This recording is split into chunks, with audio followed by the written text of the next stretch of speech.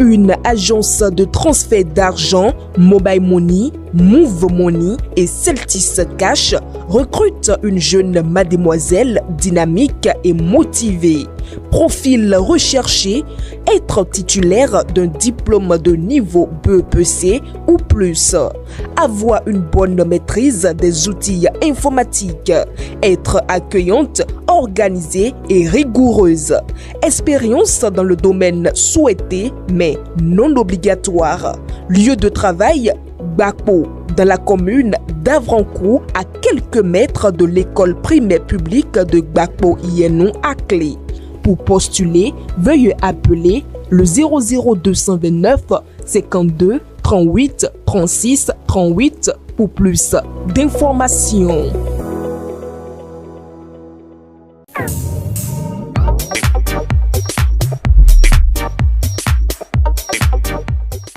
Rencontre exclusive, c'est sur Guérite TV Monde. Mesdames et messieurs, bien le bonsoir et merci d'être à ce rendez-vous de votre émission.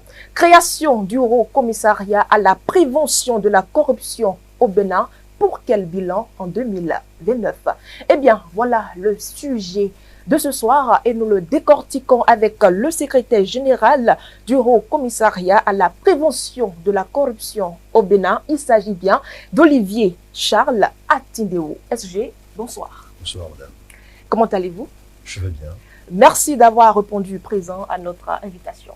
C'est moi, pour m'offrir, comme je viens de le dire ailleurs, la possibilité d'expliquer à nos compatriotes ce qu'est et ce que fait, ce que fera le Haut Commissariat à la prévention de la corruption HCPC. De toute façon, c'est un plaisir pour nous de vous recevoir dans nos locaux. Mesdames et messieurs, voilà donc le décor qui est ainsi planté. On vous retrouve tout juste après ceci. Le téléphone portable, smartphone et tous les autres appareils électroniques nous sont très utiles au quotidien. Risque de courbature, de fatigue générale, d'insomnie, de faiblesse sexuelle, de surdité ou de cécité, des AVC, les charges électromagnétiques des téléphones portables, smartphones ou tout autre appareil électronique sont très dangereuses pour la santé et peuvent vous conduire à la mort. Utilisez désormais les autocollants anti-radiation GIA pour protéger et préserver votre vie. Les amis, faites comme moi, Gégé Lapino, en adoptant DMA GIA. Eh bien, mesdames et messieurs, nous sommes de retour sur ce plateau avec notre invité, secrétaire général du Haut Commissariat à la prévention de la corruption au Bénin. Il s'agit bien d'Olivier Charles Atindéo. Toute première question pour vous, secrétaire général. Par un décret, Maître Jacques Megan a été nommé Haut Commissaire à la prévention de la corruption au Bénin. D'abord, que peut-on comprendre par le Haut Commissariat? Le Haut Commissariat à la prévention de la corruption est une institution créée par une loi, la loi 2020-09 du 23 avril 2020. Si nous prenons et nous regardons ce qui se fait ailleurs, on pourrait dire que le Haut Commissariat à la prévention de la corruption est un OLC. OLC, organisme de lutte contre la corruption. La particularité du HCPC, c'est qu'il y a, bon, j'anticipe un peu, c'est qu'il y a un volet, pour ne pas dire une fixation, un objectif de mettre en avant la prévention. Nous en parlerons, peut-être pas aujourd'hui, mais nous en parlerons. Alors là, quelles sont déjà les missions du Haut Commissariat? Les missions du Haut Commissariat sont fixées par l'article 2 de cette loi que je viens de citer, la loi de 2020, du 23 avril 2020. Son article 2 dit explicitement que le Haut Commissariat à la prévention de la corruption est chargé de la mise en œuvre, au sein des institutions d'administration de l'État de la lutte contre la corruption. Mais pas seulement. Il y a, je vous l'ai dit tantôt, le volet prévention. Donc, le Haut Commissariat se doit d'élaborer des stratégies, des actions, de mener un certain nombre de batailles tendant à la prévention de la corruption. Et si je résume un peu, c'est cela. Et à part le volet de la prévention, quel autre volet nous avons au niveau du Haut Commissariat? Je pense que la lutte ou la prévention, c'est largement suffisant pour nous occuper toute une année et ainsi de suite. Parce que ça, c'est du générique. Hein. Je suis un plateau de télé, c'est du générique. À l'intérieur, nous avons quantité d'activités. Je vais les détailler brièvement tout à l'heure. Nous avons quantité d'activités en fonction des axes stratégiques. Et qu'en est-il donc du fonctionnement? Comment nous fonctionnons? Oui. Je suis tenté de vous demander de préciser votre question. Fonctionnement en interne, nous fonctionnons par rapport à nos projections. Concrètement, comment fonctionne le Haut Commissariat en matière de ces actions sur le terrain? Comment vous fonctionnez? Et au sein même du commissariat, comment ça se passe? Bon, au sein du Haut Commissariat, ça se passe très bien. Pour l'instant, nous sommes en voie d'opérationnalisation. J'ai été nommé en Conseil des ministres le 25 septembre avec le chef du cabinet, M. Wassi Gafarou. Concrètement, ça fera à peine un mois. Un mois. Donc, c'est trop tôt pour en parler? Trop tôt pour en parler. Je puis vous donner quelques éléments. Nous nous organisons, je l'avais aussi dit ailleurs, nous organisons de sorte à permettre à une personne d'être dotée de 2, 3, 4 compétences. Pourquoi? Parce que le chef de l'État, le président Patrice Talon, nous a demandé, et le haut-commissaire a insisté, de ne pas chercher à avoir un personnel pléthorique qui ne sert à rien, où on multiplie, on fait des doublons. Donc, en ce qui concerne l'intérieur, brièvement, pour l'instant, puisque nous ne sommes pas encore en nombre définitif, pour l'instant, c'est comme ça que... Et combien de personnel va composer le Haut Commissariat? Si je peux, ou si je dois le considérer que le tableau actuellement validé, il y aura la personne du haut-commissaire, ma pauvre personne, secrétaire général, le chef du cabinet, la secrétaire particulière du haut-commissaire, mon secrétaire administratif, pour l'instant, et le chef de service études, formation, suivi, évaluation, un analyste qui est en même temps chargé d'affaires juridiques, une planificatrice statisticienne, et de l'autre côté du tableau, dans le service ressources humaines, financières de la comptabilité des moyens généraux, nous avons l'agent comptable et le comptable matière. Pour l'instant, c'est ce qui constitue le personnel du ACPC. Toutefois, pour des besoins d'efficacité opérationnelle, nous devrions penser, et nous pensons déjà, à passer de 9 à 15. Il nous faut ça. Je ne puis ici rentrer dans... Est-ce que le Haut Commissariat a autant de moyens? Les moyens, j'ai entendu dire que voilà une institution budgétivore, encore une institution. Vous savez... Ce n'est donc pas le cas. Non. Il suffit de se renseigner un tout petit peu. Il suffit d'être curieux et de voir ce qui se fait ailleurs et pourquoi cela se fait et avec quels résultats. Lorsqu'on regarde ça, qu'est-ce qu'on constate? Que pour une autorité, pour un organisme, une agence de lutte contre la corruption, il ne faut pas hésiter à fournir, à doter cette institution, cet organe de moyens. Sans cela, même avec la plus grande des volontés du monde, nous n'aurons pas les résultats dans leur entièreté. Pourquoi je dis ça? Parce que concrètement, je l'ai un peu squeezé tout à l'heure, qui parle de prévention, parle de construction par étapes. Ce n'est pas quelque chose que... C'est pas une formule mathématique 1 + 2. Bon, même si nous devrions y mettre de la logique mathématique pour faire les choses. Bon, J'entends par là qu'il nous faut de la patience, du temps et de la volonté. Le temps permettra à chacun de nous de dire concrètement si le HCPC a eu raison de solliciter les moyens qu'il faut pour ses actions. La question qui me vient tout de suite là, c'est qui finance le HCPC? Oh, mais vous savez, c'est de l'autorité publique, je peux vous le dire.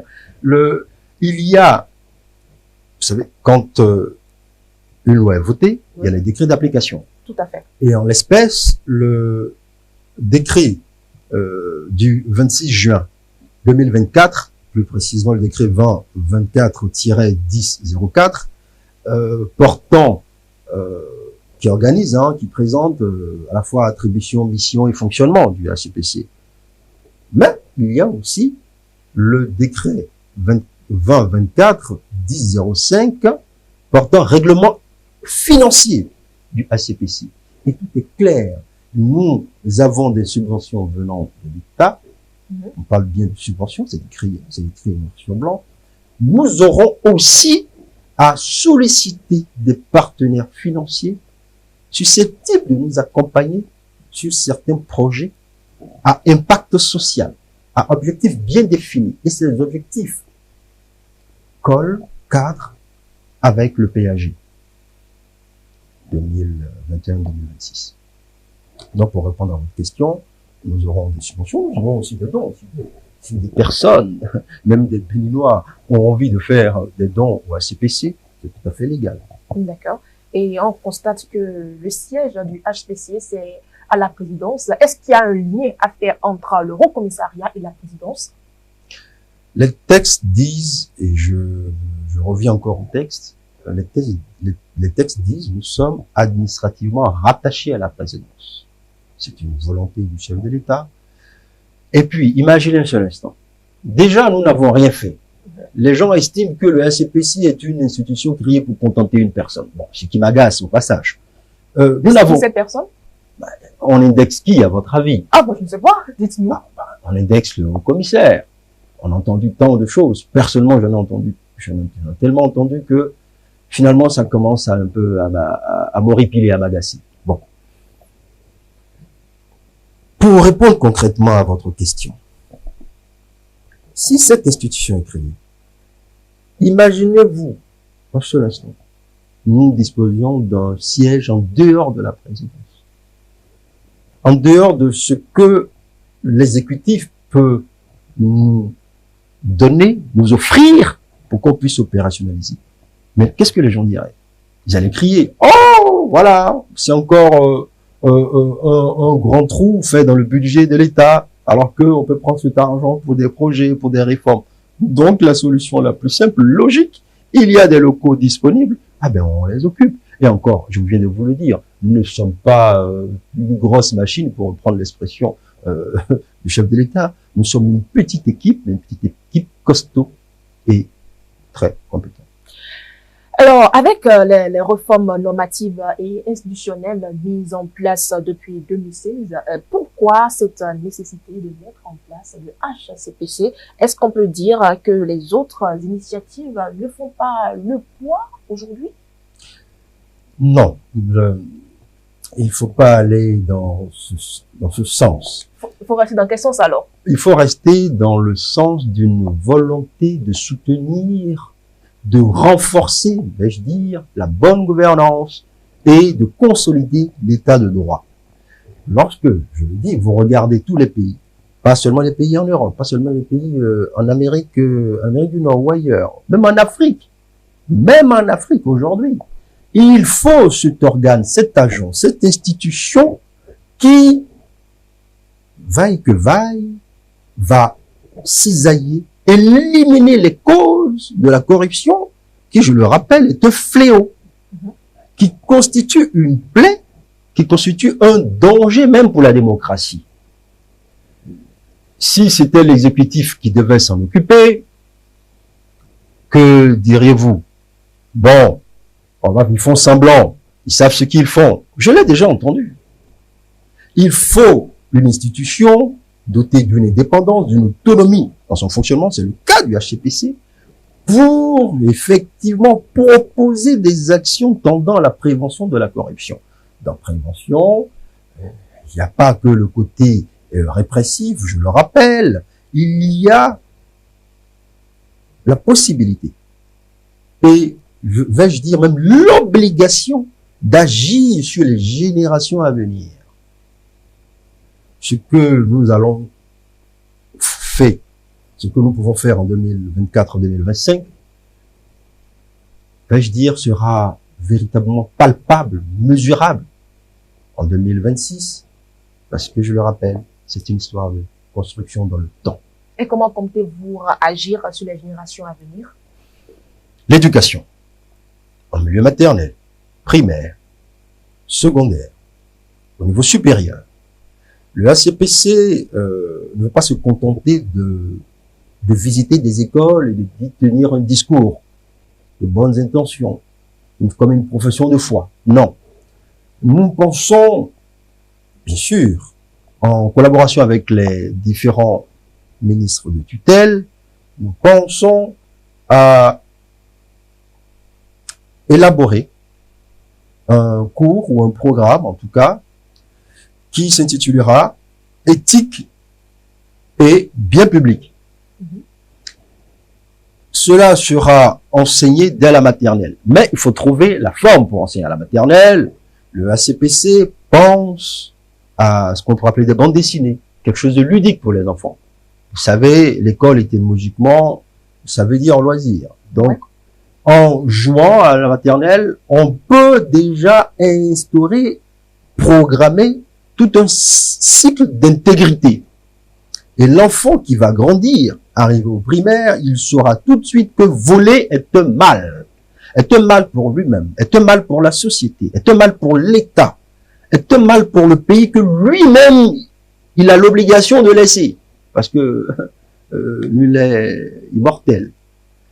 Et le faire, âge par âge, niveau scolaire par niveau scolaire, je pense que dans 10 ans, on sera encore bien plus fiers de dire que nous sommes béninois. Peut-être que dans 15 ans, c'est nous au Bénin qui allons mériter vais-je dire, le qualificatif de pays des hommes intègres.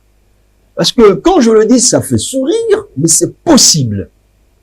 Si nous-mêmes, nous le disons que nous en venons à sourire, c'est que quelque part, nous sommes malades, nous nous sentons dans l'incapacité de changer nos comportements. Parce qu'il est question de ça. Il est question de comportement. Et puisqu'il est question de comportement, il est aussi question de conscience. Quelle conscience avons-nous de la chose publique, de notre nation, et où voulons-nous aller tous ensemble, collectivement? Voilà ce qui va gouverner l'ensemble des activités, l'ensemble des projets en milieu scolaire. Et là, Olivier Charles Atindewu, hein, c'est bien ça. Après la prévention, il faut bel et bien s'attendre à un résultat qui est l'éradication de la corruption, la bonne gouvernance, mais dans un contexte de vie où on parle de la vie chère, de la morosité économique. Comment comptez-vous atteindre vos missions? Tout d'abord, vous avez bien parlé qu'au sein du Haut Commissariat, il faudrait qu'on vous donne des moyens, mais également sur le terrain, pour que le peuple puisse se séparer, se lâcher ce vice, il faudrait quand même qu'ils aient un certain niveau de vie. Vous convenez bien avec moi. Alors, comment comptez-vous atteindre votre mission dans un contexte pareil? Bon, je vous remercie pour cette question. Et j'insiste sur ce remerciement. Pourquoi? Parce que on peut être pauvre et être digne. Je dis bien, on peut être pauvre, on peut être digne.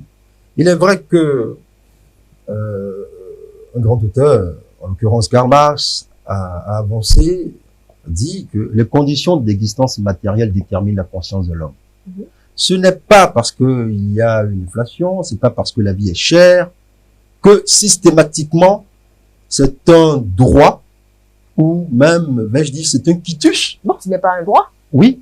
Mais comment pouvez-vous y arriver si le peuple même n'est pas encore vraiment... Bon, c'est pas pour justifier un peu la chose, hein. Vous voyez un peu? je ne pense pas, humblement, vais-je dire, je ne pense pas que c'est parce qu'on donne une quantité d'argent à un individu qui se libère définitivement de l'acte corruptif. D'accord. Je ne fonctionne pas, ça c'est à titre personnel, je ne fonctionne pas ainsi. Je fonctionne sur l'idée selon laquelle ce n'est pas ce qu'on vous donne, mais c'est ce que vous êtes en mesure de donner, d'offrir à votre nation. Mais on nous donne déjà nos salaires. Vous avez un salaire, j'ai un salaire. Pourquoi ne pas s'en contenter? La vie est chère. La vie n'est pas définitivement chère, on s'accommode. On nous a toujours dit, ah, tu sais, dans la vie, il y a des hauts et des bas. Ah ben, profitons des hauts de la vie pour mettre de côté, épargner. Si je veux revenir dans la peau de celui qui enseignait la macroéconomie, il y a des étudiants. Quand c'est bas, alors puisons dans ce qu'on a mis de côté pour pouvoir supporter ces coups durs de la vie. C'est pas parce que il y a des conditions, une conjoncture dans le cas d'espèce, qu'il faut systématiquement attendre d'un fonctionnaire qu'il reçoive de l'argent pour accomplir sa mission. Non. J'estime qu'il n'y a pas plus, il va m'excuser pour l'expression, j'estime qu'il n'y a pas plus foncièrement malhonnête que celui qui, par excuse, détourne, accepte des pots de vin sous prétexte que la vie est chère. Alors, selon vous, quelles sont d'abord les causes de la corruption, si on doit rester au Bénin? Si on reste purement au Bénin, oui. Et je vais tenter d'être objectif, d'accord, parce que je l'ai toujours été, de par l'ancienne profession que j'avais en tant qu'enseignant-chercheur, ce ne sont pas les conditions de vie. C'est la vision du monde que nous sommes imposés, que nous partageons. Et ça, c'est ma conviction. J'ai déjà entendu des gens dire, et si le dimanche dernier je l'ai répété, et quand même, mais bien on finit. On finit. On finit. Avec cette mentalité, voilà. Avec cette mentalité, voilà. On suppose, ou on établit comme une théorie, ou comme une règle générale, que si vous ne voulez pas, vous êtes con. Si vous ne voulez pas, pour faire principe de cohésion, comme si le Bénin avait légitimé et sacralisé la corruption. Mais non. Est-ce que vous connaissez un texte qui dit tout fonctionnaire, tout béninois doit voler de temps en temps? Moi, je ne connais pas. Au contraire, je connais des textes qui nous invitent à la probité, à l'intégrité, à la transparence. Donc, ne cherchons pas d'excuses. Il n'y a pas une seule cause. Au rappel, et ça, j'y tiens au rappel, aucun pays dans le monde ne peut se prévaloir d'avoir une corruption zéro. Il y a des efforts qui sont faits par les uns et les autres pour réduire les sources. Bon, certaines sources sont éliminées. Pour réduire ou faire disparaître certaines causes. Mais il n'y a pas de corruption zéro. L'idée pour obtenir la corruption zéro peut-être, vous m'excuserez de penser à ça, peut-être c'est de réinventer la nature humaine. Si nous avons cette prétention, pour ne pas dire cette démagogie de venir affirmer que dans 3 ans, vous allez voir, tous les Béninois seront clean grâce au ACPC. Mais on a déjà échoué.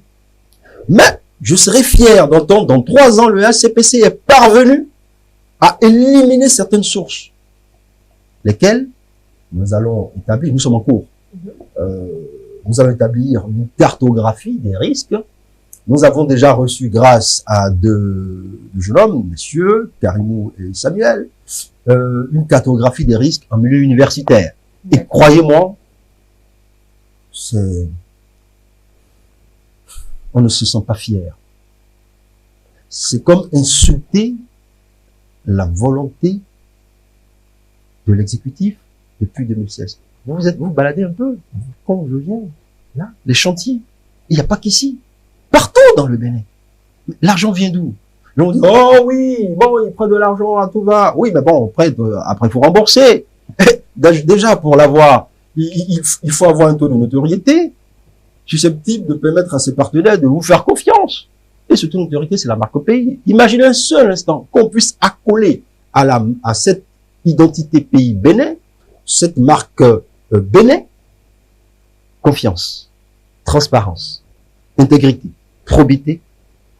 Et on a gagné. Alors, pouvez-vous me parler un peu de cette cartographie que vous avez reçue récemment? Oh, je ne puis parce que c'est pas que je voudrais me montrer excellent en rétention de mots ou économe, mais non. Je ne puis parce que c'est en cours de validation et ce que ce document contient est explosif. D'accord. Le Haut Commissariat, dans sa mission, sera-t-il accompagné d'autres entités? C'est l'affaire de tout un pays. C'est l'affaire de tout un pays. Effectivement, nous sommes chargés de la mise en œuvre de cette lutte. Nous sommes chargés d'élaborer les actions dans le cadre de la prévention de la corruption. Mais c'est l'affaire de tout un chacun. Il n'y a pas que, oui, ici il y a le HCPC, et puis bon, vous autres, vous avez, non. Je le répète, je le dis, et je vais encore le répéter, le HCPC ce n'est pas un gendarme. D'accord. Nous devons travailler en synergie. Avec les différents ministères, avec les institutions constitutionnelles, les institutions de la République, tout le monde. C'est pourquoi, actuellement, vous l'avez certainement constaté, nous allons nous présenter au président d'institutions constitutionnelles républicaines. C'est une obligation. C'est le minimum. Et ce minimum nous fera passer aussi dans les différents ministères. Nous aurons à demander à ce que chaque ministre veuille nous donner un référent avec qui le travail sera fait, et certainement ce sera l'occasion de revenir dans vos studios pour une nouvelle émission afin de donner quelques détails sur ce qui Et après ces rencontres-là, quelle serait la suite? Mais ces rencontres, la suite, c'est concrètement, c'est la rédaction de la stratégie nationale de prévention de la corruption. Nous avons un document qui commence à prendre un peu d'âge, et nous avons aussi le document d'intégrité, le système d'intégrité qu'il faut mettre à jour. C'est pas un petit boulot, et d'ailleurs, puisque c'est pas un petit boulot, on aura besoin de tout le monde, tous les acteurs. C'est pluridisciplinaire, le travail va se faire, et avec ça, ce qui sera présenté au chef de l'État, avec ça, certaines orientations vont être définies. Il est vrai que nous avons mon secrétariat, sur instruction du haut-commissaire, a déjà l'ensemble de ce qui va nous occuper en termes d'activité pour ce 4e trimestre 2024 et pour toute l'année 2025. C'est bouclé. On a écrit, on va maintenant aller vers certains partenaires, je le disais tantôt, leur demandant de nous soutenir sur certains projets. Voilà. C'est vrai dans certains projets. Il y a un instant, on a parlé un peu de ce qui sera fait au niveau des écoles maternelles en ce qui concerne la prévention à la corruption. Qu'en est-il au niveau des institutions?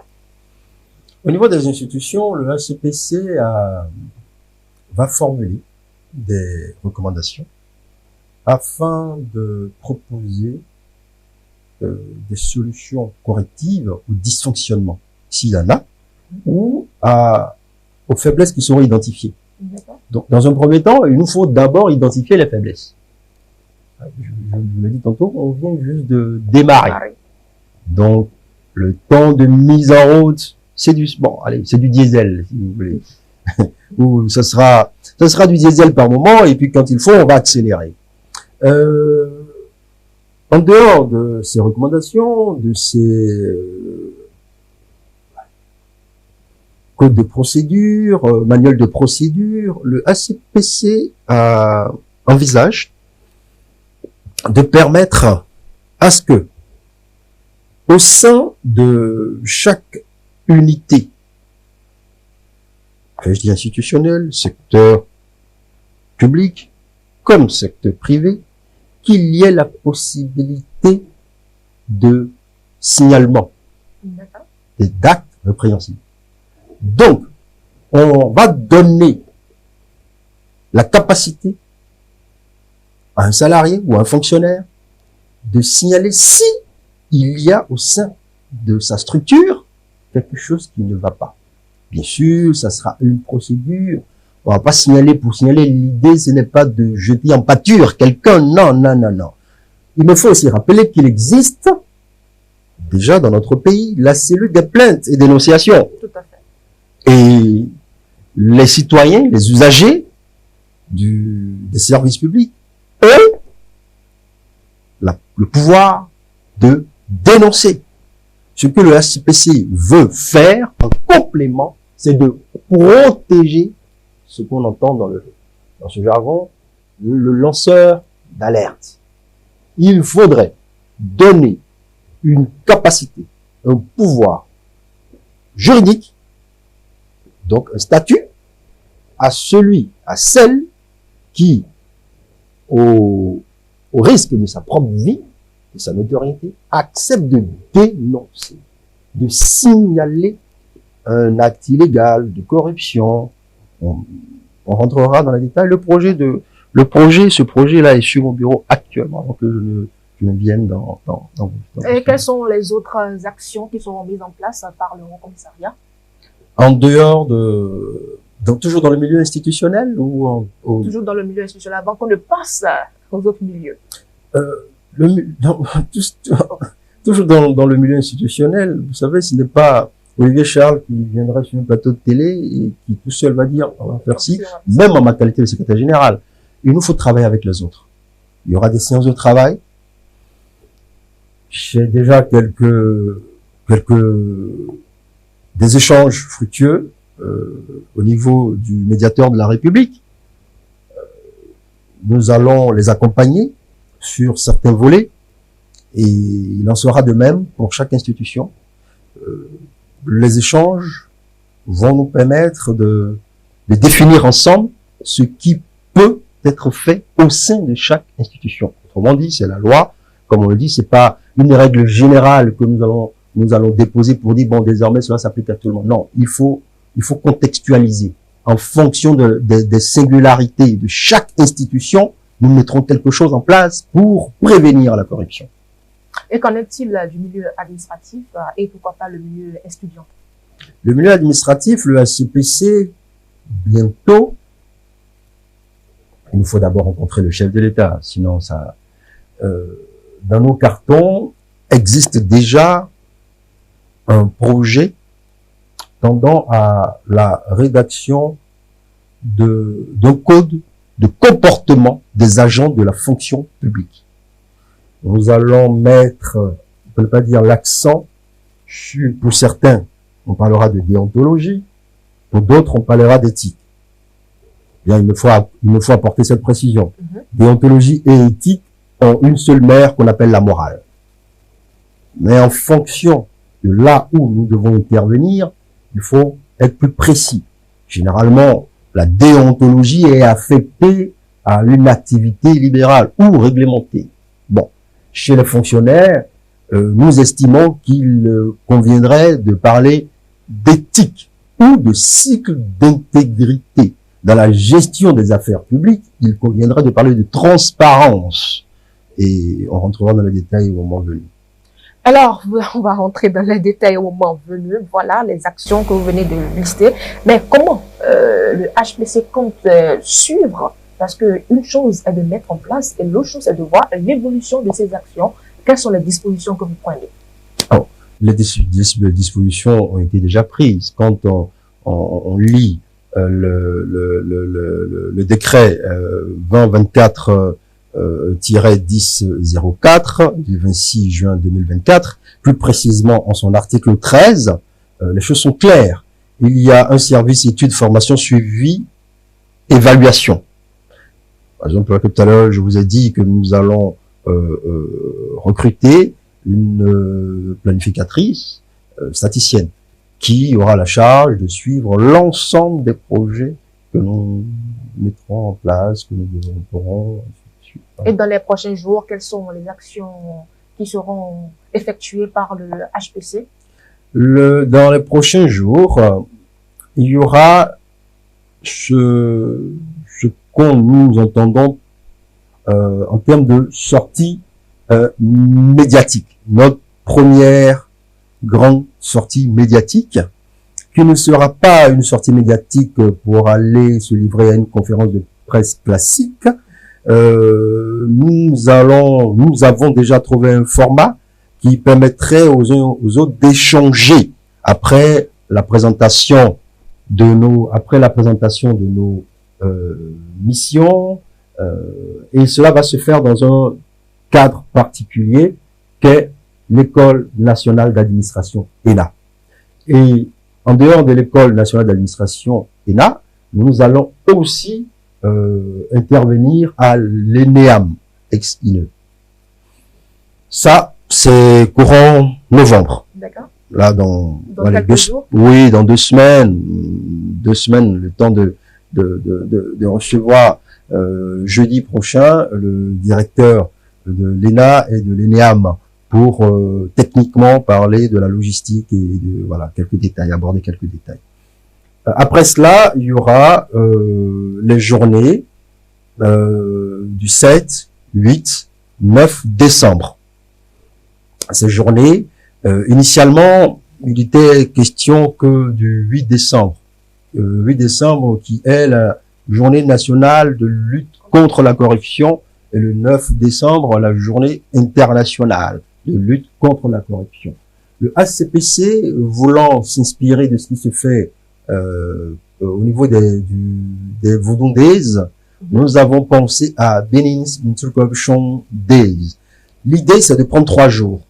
Le premier jour, et le deuxième d'ailleurs, le 7 et 8, à Cotonou, Oui. dans les franchises universitaires, nous avons l'intention d'organiser un colloque ayant pour thème les défis de la prévention de la corruption pour l'égalité sociale et le développement durable. Pour cette première édition, nous allons nous contenter des acteurs locaux, des chercheurs, pas que, localement. Parce que on n'a pas eu 3 mois, 6 mois, 1 an pour mettre tout ça en place. Voilà. Donc, ce sera quelque chose d'assez, une chose assez circonscrite qui sera faite. Et tout en ayant cela à Cotonou, nous aurons des événements, toujours le 7 et 8, dans les 76 communes. Il y en a 77, mais 67 communes du Bénin. 76 parce que le 77e commune, Cotonou, il y a quelque chose de spécifique. D'accord. Donc les 76 communes, nous allons demander aux mairies de nous accompagner pour que quelque chose soit fait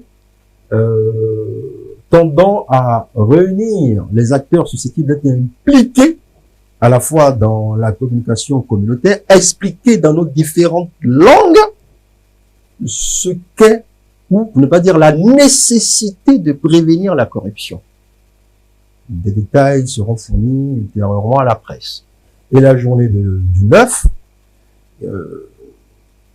dans la vision du haut-commissaire, il sera bon d'organiser quelque chose dans la salle du peuple, à la présidence, bien sûr, avec l'acceptation du chef de l'État. Courrier qui sera envoyé, des demandes seront faites, et s'il accepte, nous aurons quelque chose au palais. Olivier Charles Atindéou me fait déjà signe de l'autre côté, mais 2 dernières questions pour vous rapidement. Quel regard le Haut-Commissariat portera-t-il sur les actes de corruption, de détournement de deniers publics enregistrés au Bénin avant l'installation du Haut-Commissariat? La rétroactivité, il y a des textes qui prévoient déjà cela. Le Haut-Commissariat ne fera rien d'exceptionnel. Nous avons des lois au sein de notre République. Si un dossier, je dis bien si un dossier, oui, nous est communiqué, et ce dossier est assez détaillé, fourni à l'évoquer, et qu'il existe des actes corruptifs reprochés à quelqu'un, le Haut-Commissaire, je vous le rappelle, n'est pas le gendarme. La justice fera son travail, et nous allons faire le nôtre. Et vous saurez ce que le Haut-Commissariat fera en ce sens-là. Donc, si l'intention, bon, je vous accorde aucune intention, parce que je l'ai dit, je n'aime pas qu'on accorde des intentions, faire des procès d'intention à quelqu'un, mais si l'arrière-pensée revenait à faire croire que, ou à dire que, bon, puisque le Haut Commissariat n'existait pas avant, tout ce qui s'est passé avant ne compte pas, c'est faux. D'accord. Nous sommes déjà presque au bout de cette émission. Avant de terminer, rappelez-nous un peu le rôle des jeunes dans cette histoire, dans cette affaire de lutte contre la corruption, et quelle est la responsabilité de chaque citoyen dans la lutte contre la corruption au Bénin. Nous sommes tous concernés. Moi, vous, tout le monde. La dame d'à côté, la commerçante, nos parents. Les jeunes doivent être les porte-parole en permanence du ACPC. Pourquoi? Parce que nous tous, nous aspirons à un devenir heureux. Qui ne veut pas voir ce Bénin prospère? Qui n'a pas envie d'école? Qui n'a pas envie d'établissement supérieur? Qui n'a pas envie d'hôpitaux, de construction, d'aménagement urbain? Nous sommes tous concernés. Donc, ce n'est pas une affaire du ACPC exclusivement. Les jeunes, avec les réseaux sociaux, sont un puissant vecteur, un puissant moyen de parvenir à la transmission, à la diffusion, à la fois pas seulement des activités, mais du message porteur d'avenir. Stop à la corruption ne passera pas par moi. C'est important. Charles Olivier Atindéou, voilà, nous sommes à la fin de cette émission. Votre conclusion? Je vais vous remercier de m'avoir permis de m'offrir cette possibilité d'expliquer, ce n'est qu'un début, hein, d'expliquer ce qu'est le ACPC, le Haut Commissariat à la prévention de la corruption, mais surtout de dire à chaque Béninoise, à chaque Béninois, qu'il nous revient de choisir l'avenir qu'on veut pour nos enfants.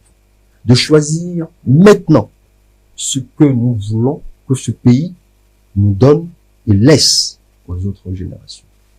Merci bien à vous, Olivier Charles Atindéou. Mesdames et messieurs, voilà donc le message qui est passé. Et nous sommes au thème de cette émission, la rencontre exclusive. C'était donc à l'instant le secrétaire général du Haut Commissariat à la prévention de la corruption au Bénin, Olivier Charles Atindéou. Merci de nous avoir suivis et à la prochaine.